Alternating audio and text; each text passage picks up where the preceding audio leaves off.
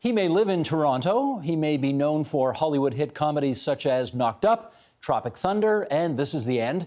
But one of Jay Baruchel's true loves in life is hockey in general and the Montreal Canadiens in particular. He wrote and acted in the hockey comedy Goon and did the same, plus directed the sequel, Goon, The Last of the Enforcers. And in his new book, Born Into It, A Fan's Life, he details what makes his heart beat for Les Habitants. And we are delighted to welcome Jay Baruchel back to these parts. How are you? I'm well, thanks. Thank you for having me back. You know, I got to tell you, I'm just off the top here. Can I be like super honest with you? Let's do it. I was totally prepared to hate the book because number one, you're a Habs fan, yes. And you know I hate Habs fans because you're all a bunch of jerks, frankly. Detestable people. Yes, you are. You are. Agreed. And secondly, like, what 36-year-old writes his own autobiography? I mean, it felt a bit young. I agree. But I got to tell you, that is a compelling read. Oh, thank you. It is absolutely, and you have lived a life, which we will get into. We will get into. I didn't know a lot about your background. I didn't know anything about your background, so this was all very new and interesting stuff to me. Cool. Before we talk about the subject that is this book, yeah, which is your bizarre affection for a particular hockey team east of here, let's talk about the Leafs. Yes. How do you feel about the Leafs? Not a great deal for them. No, what I feel about the Leafs is they're sort of like an annoying cousin that I feel a deep connection to. Sometimes, I won't repeat this very often, but it's bordering on an affinity. Just given what the relationship between those two teams has meant to this country, that red versus blue on a Saturday night and on table hockey across the country, that is Canadian-ness at its most binary, I think. And so you kind of can't separate one from the other. There's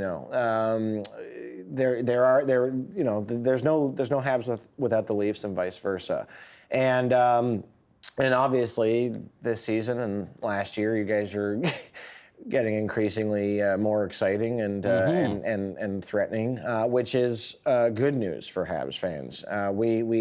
We need a good bad guy again. You know, it's sad that for the last decade or so, every Montreal-Toronto game is entertaining, fine, but it's not what it used to be. No, there's a degree of play acting, right? Do we not sort of feel a bit like historical reenactors, like, or doing a reenactment of like? Well, here's where I may have a bit of an advantage on you here, because I'm more than 20 years older than you. So all the guys that you love but never actually saw, Guy Lafleur, Larry Robinson, Serge Savard, Henri Richard. I saw all these guys play. Really cool. And I know I have found the common ground on which you and I can stand united right now. Boston Bruins. Oh, yeah. I mean, we both hate the Bruins. Few teams I hate more in the world. Precisely. Yeah. Yeah. And they are worthy of both of our hate, aren't yes, they? No, that's an entirely loathsome organization and has just embraced their villainy as a part of their defining aspect of their character, that's why I sort of write those three kind of hate emails to the three teams I hate the most in the book, to Quebec, Toronto, and Boston. And the Toronto one, it is tinged with a begrudging respect based on the fact that, there is this almost familial connection between the two clubs. Boston is just sheer evil, and it encompasses so many more weird areas of conflict. Boston, Montreal is, I hate to say it, but it can be nationalism at times. So there's a sort of American Canadian aspect to it. There's also the sort of styles of hockey that each club kind of represent are diametrically opposed. The Flying Frenchman against the Big Bad Bruins. Exactly, precisely. And also there's the fact that Montreal is very close to Boston, and all those kids can drink at 18 up in our city. And so every Friday, Saturday night, the streets of Montreal are just littered with people with the worst accent in North America. You think so? I don't think, not in the North End. They love that accent in the North End, I got to tell you. They can have it. Once upon a time, your favorite hockey team didn't own that province all by itself. Yeah, correct. If you look at the monitor on the wall over there, we're going to show you something. Oh, God. Now, you say, oh, God. Yeah. What comes to mind when you see that? Well, what the hell is that, to begin with? Well, that is the Number one. logo of the old Quebec Nordiques, as you know. But Yes, it is, but it is just, it's a preposterous bit of design. And the Nordiques are a team that I hate even more than Boston, and that is incredibly petty given the fact that the Nordiques haven't existed for the better part of the last 20 to 30 years. But I think that, you know, in that one, you have the sort of familiarity breeds contempt aspect of it. You have the sort of you hate the guy next to you is for whatever reason a bit harder than the guy that's just down the 401 or in the other country. And also there is, and I try to not overly politicize, you know, a hockey rivalry, but in Quebec everything is political. And so, you know, you have the Nordiques born during an era where, you know, they predate the first referendum by just like a year or two. And so it's hard not to, as, you know, a sort of federalist kid growing up in Montreal, to not see that as directly connected to the other side. well, the fact is, the Montreal Canadiens have been seen as French Canada's team. Yep. But the Nordiques were seen as separatist Quebec's team. That's exactly right. That's exactly right. And there are not a tremendous amount of, like, you know, Nordiques fans outside of Quebec. There are Habs fans across the country, across the world. Yes. And that is a profound difference. I almost swore there. Yeah, you kind of did. That's okay. I remember we had this issue last time too. Yeah, that's okay. No, you. I noticed this when you write. You can't not drop the F-bomb almost on every page. Yeah, it's your thing. That's okay. That's okay. I was like, well, look, the best writing advice I'd ever sort of heard is from Trainspotting 2, based on the book Porno by Irvine Welsh. And in it, Spud, who is basically the Irvine Welsh as a character in the story, he's a great storyteller and he can't win. He can't catch a break. He can't get a job. And someone says, well, you tell good stories. He's like, well, I don't know how to write. He's like, well, no, just write it the way you would tell me at the bar. And you do. And that's kind Yes, of you do. and to me, that's like, that's, thank you very much. That's what I try to do. I want to talk to you a bit about your love for the Montreal Canadiens, and in doing so, I'm going to set it up like this.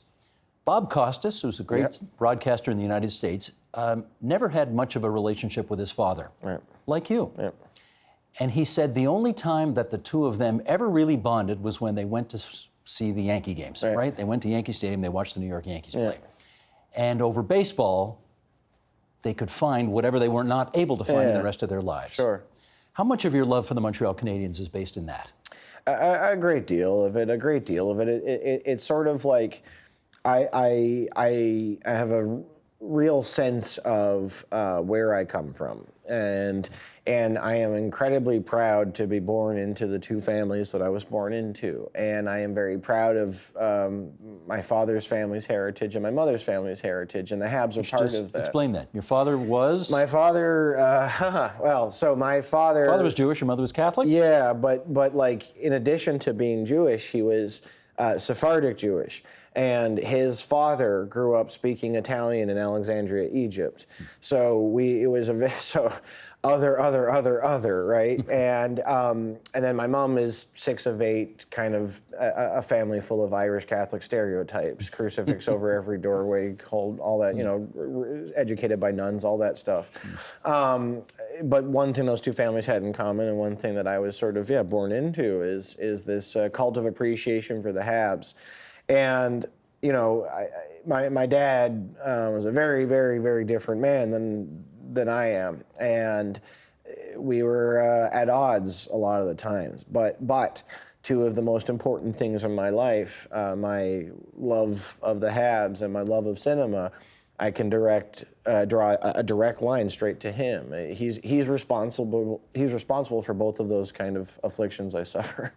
For people who haven't read the book, I mean, you are giving the G-rated version of your father right now, which is okay, but you don't in the book. Yeah. You are brutally honest in the book about your dad, who had drug issues, who had responsibility issues, sold drugs, went to jail, died at what age? He was 49. Died young, all because of drugs, bad choices in life.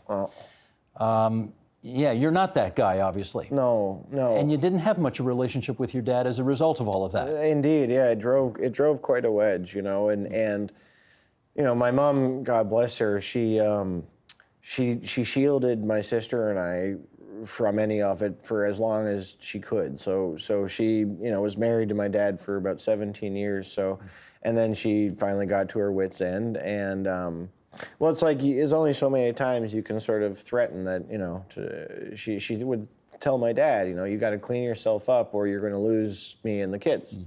And, after, over a decade of that not sort of coming to pass, the threats ring hollow. And I think Mom just sort of ran out of energy and got sick of it. And, and when I was like 14, 15 is when Dad left the house. And that's also around the time in a boy's life where he needs some serious male role model, and mine was kind of not taken from me because it was he left, and when I would see him, my interactions with him were increasingly strained and weird because, as I say in the book, my dad was a very, very hard guy, and if I have a spine, it's because of him, and so to see that man bawling his eyes out and to smell the liquor on his breath, and it was a hard thing for me to process, and it wasn't,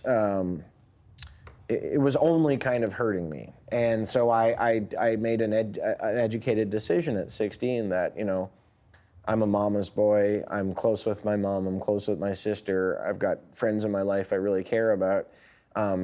Knowing Dad is only kind of causing me distress. And so I sort of cut him out of my life for a minute, always with the idea that years later, when I become sort of a man that I didn't need a father the way that a kid does, I would find a way to kind of reconnect with him. But I didn't get the chance to because he passed away when I was 21.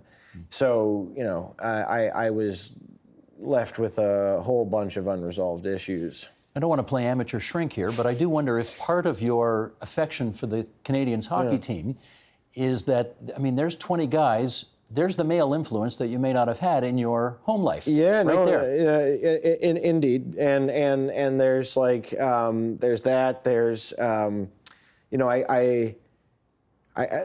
an argument to be made that my dad was my hero and up to a certain point, and then there was a vacuum, and I think I filled it with the Habs, certain historical figures that I are still really important to me, and different artists whose work I greatly admired, all of that became my sort of male role model. Well, here's how you describe it in the book, what makes the Habs so important to you and to so many others. That's part of what makes being a Habs fan so damned intoxicating and addictive. You see import and weight and gravity where others just see two teams trying to win a game.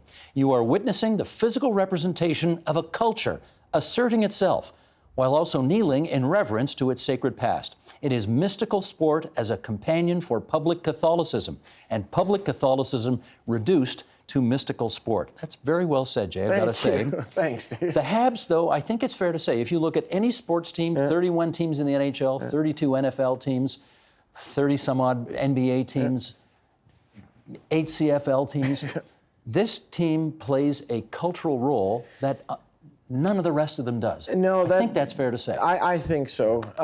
There are a few sports teams in the world that mean more than just wins or losses, and that have other considerations, and those other considerations can be to the team's detriment and to the chagrin and exhaustion of its fans, but that's also what makes it so special.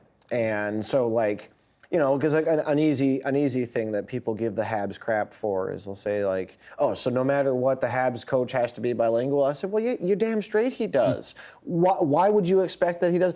Would Toronto suffer a head coach that couldn't speak English? I don't think so.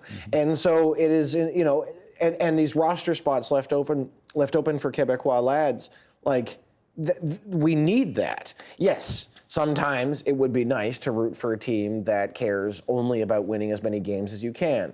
But those wins those victories don't mean as much. The Habs have an extra mission. That's exactly it. They are a political, cultural institution. Although now here, again, I'm going to play the age card again on you here. Because I grew up in the Guy Lafleur era, and you grew up, I think you tell us in the book, in the Jan Bulis era. Which is a great line. But I mean, the bigger point here is that in some respects today, you know, the Habs are just a collection of Russians and Czechs and Swedes and Finns and Americans and Canadians, and yes, a very small sprinkling of French-Canadian players, just like everybody else. It's not what it was. No, and a huge part of that is the appearance of the NHL draft. Whereas, like, up until a certain point, any player in Quebec that was awesome, the Habs had first right of refusal on his right. So when you have the market cornered, when you get first dibs on all the best players in Quebec, where a lot of the best players in the world come from, you kind of have an in, and that can help explain a dynasty of 5 cups almost in a row. I love that you admitted that the game, I sound like Trump here, but you admit that the game was rigged for decades and decades and decades. You guys got first dibs on all the French players. We did. Which is why you got 24 Stanley Cups. I like to think so. However, the rank and file of the NHL still and always has come by and large from Ontario. So you guys have first dibs on everybody else. Well, we had to share them with 4 other teams in the old original 6 days. Yeah, fair. I apologize in advance for doing this, but have a look at the monitor on the wall over there and watch and cry. All right. Mr. Director, if you please. Duchesne looks, he's got a Gimel as an option, fired it on goal, rebound came out. McKim was there. Oh, come on, man. Why would you bother showing me this? Oh, no.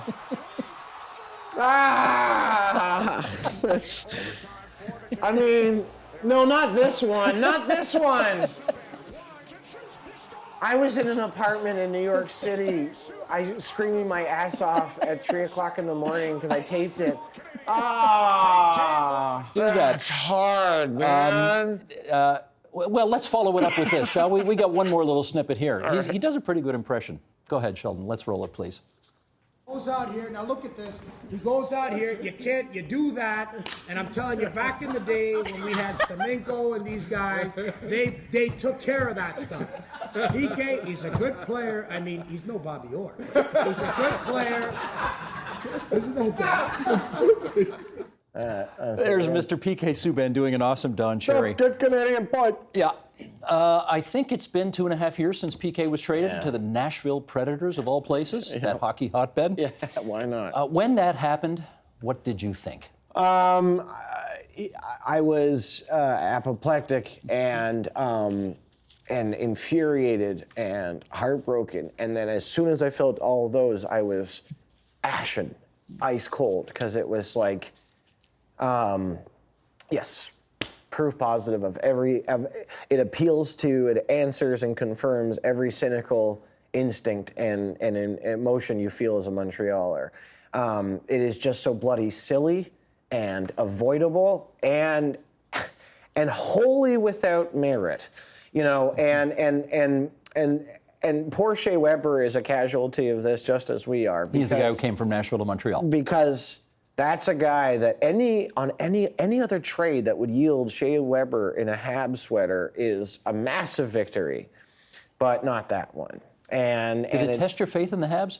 Oh, it tested it, and I'll be honest, I had a hard time watching them that season. And you know, I just sort of like trades like that kind of shine a light on the fragile symbiotic relationship between fan and team, which actually isn't symbiotic.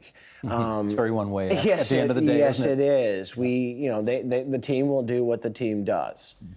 And it's really hard not to see the team picking Michel Therrien, our coach at the time, over PK. And it's like, that was the wrong decision. 21,273 fans don't pack the Bell Center 3 times a week to watch Michel coach. That's just not the truth of it. And it's really hard not to see it as carrying on this great Habs tradition of being consumed by hubris and trading away the players that mean the most to the team and the fan base.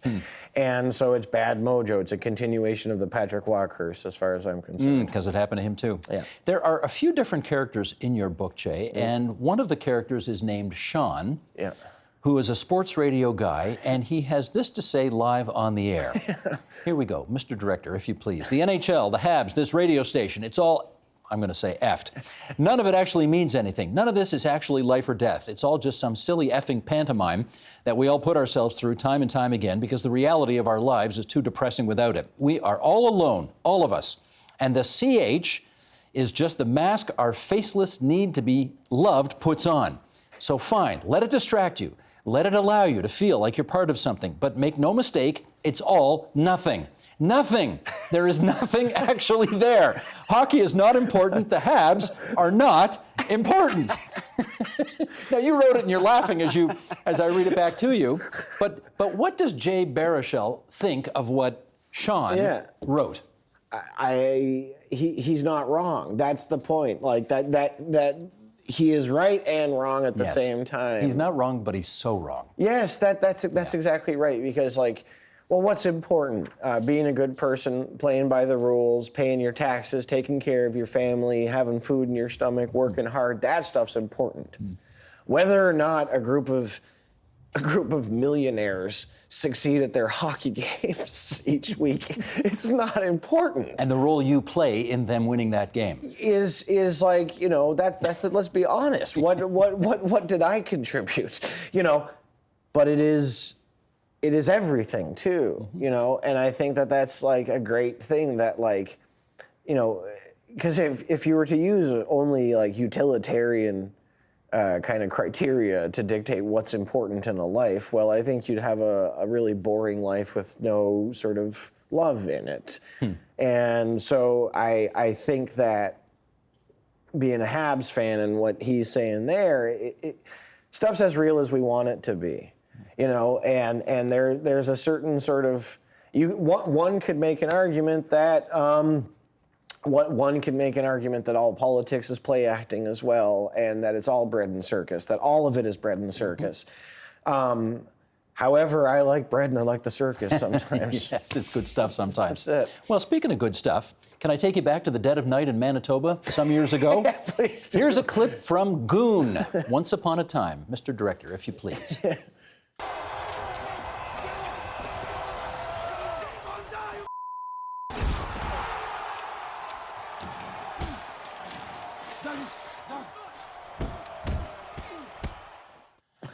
I don't have to tell you how controversial fighting is in hockey, and I have occasionally been appalled at taking my own kids to hockey games and seeing them react with enthusiasm. Yeah, right. My daughter even, to fights on the ice. Why do you like a good hockey fight? Why? So I'll answer with the kind of simple cop-out answer is I just like it. And I have always just liked it. And it's the same as like when I was in high school and two guys would get into it and everyone would scream fight and we'd all sort of get in a pile around in a circle and watch it happen. It was incredibly entertaining. And I watch a great deal of professional martial arts, mixed martial arts, boxing, whatever. I find it interesting, find it entertaining. And I suspect that's because the essence of drama is conflict, and two relative equals agreeing to fight one another is incredibly pure, and it is a pure distillation of conflict. It is, but I think I'm at the point now in my hockey enjoyment and my hockey watching where I say to myself, I am now officially feeling guilty about the fact that they are killing each other, literally, for my amusement. And so my thing is, if the boys don't want to do it and doctors are all kind of unified in saying that they shouldn't do it, it is not my place to say, but I like it. Like, that's just insane. Would you miss it if it weren't part of the game? I already miss it. Because it's a much less part of the game yes, right now. It is. You know, like last season it was down 50% from the season prior, and I suspect we'll see almost no fights at all this year. And I do miss it. And because here's the thing is that, like, for a long time, the debate about hockey fighting was kind of relegated to talking heads because most of the boys who actually had to do it were overwhelmingly in favor of doing it.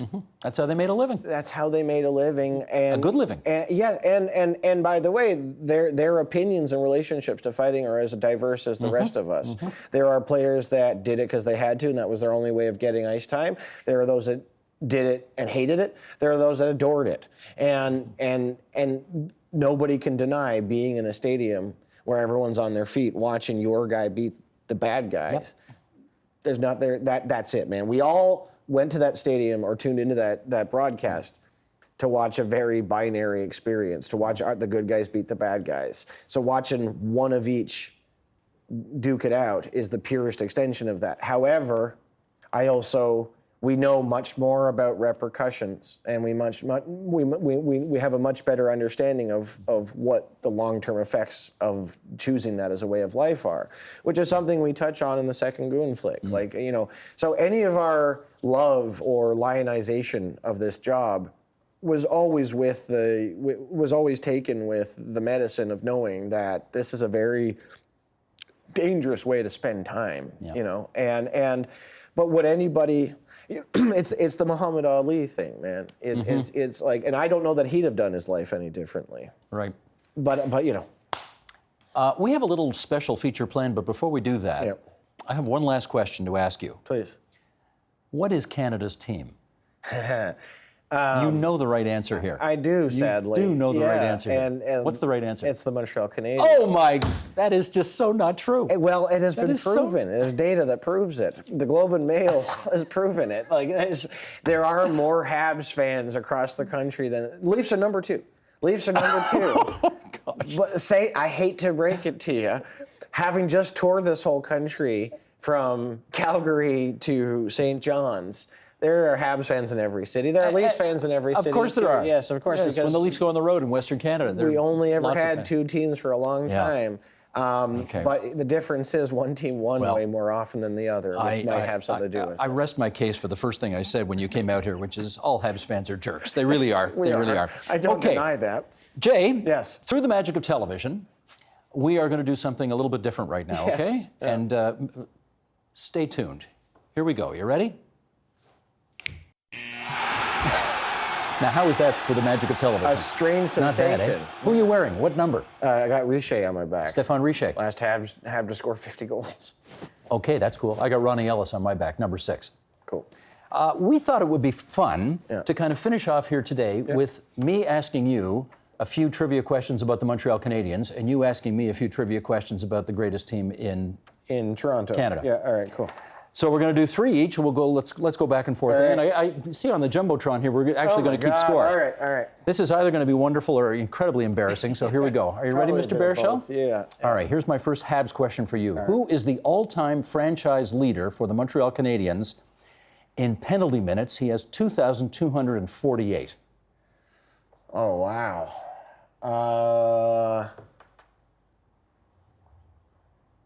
You let me know if you want a little hint. Is it Chris Nyland? You got it. You didn't even need the hint. Your old man's favorite player. There you go. Okay. All right. Who is the all-time franchise leader in penalty minutes for the Leafs with 2,265? Now, this is tricky because my first instinct is to say Dave Tiger Williams, but it might be Ty Domi. Yes, Ty Domi. Ty Domi. Okay, we're going with Domi. All right, I one shouldn't each. have given that to you. Here we go. I feel like let you sweat it a bit more. Okay. Number 2. Who was the first Montreal Canadian to score 60 goals in a season? Oh, and it would have to be Rocket. I love that you got this wrong. Was it Guy? No. Belleville. No. Cornway. No. I'm terrible. Come on. You don't know that. This is shocking. I saw Yeah. this guy play. He's from Toronto. Shut. Steve Shutt. The old bucket. All right. Your turn. Question 2. That's terrible. All right. Who is the first Toronto Maple Leaf to score 30 goals in a season? 30? Wait a sec. I gave you a 60. I get a 30? 30? I'll give you a hint. It is, if you're a Leafs history nerd, you would know this surname. It's a very famous Leafs surname. It's a very famous Leafs surname. Is that really a helpful hint? Come on, how many are there? There's not that many. The first Leaf to score 30 goals in a season? Oh my gosh. Well, tell me, how far back are we going? Is it a long way back? It's a ways away. It's a ways back? Yeah. Like Max Bentley or something like that? Is that the answer you're giving? Okay, I'll give that. No, it's Charlie Conacher. Charlie Conacher. Okay, even further back. All right, here we go. Question 3 for you. Each answer is worth a point here. Okay. The Canadiens' last 2 Stanley Cup wins were, as you know, in 1993 and 1986. Name the 2 teams they beat to win those 2 cups. Well, it's LA in the last one. 93. In 93. And 86. Oh, my God. Oh, that's embarrassing. That is embarrassing. It's not Calgary, is it? You got it. All right, thank God. Calgary Flames. Good for you. All right, each answer is worth a point here. Okay. The Leafs' last 2 cup wins were in 1967 and 1964. Name the 2 teams they beat to win the cup in each year. Now it's my turn to be embarrassed. Okay, 67 they beat the Habs. I remember that well. That was great because it was Centennial year in Montreal, and we beat you anyway. Yeah, that's right. 64. It's because the Queen visited. You had the Queen. And she was our secret weapon. That's it. 64. Dang.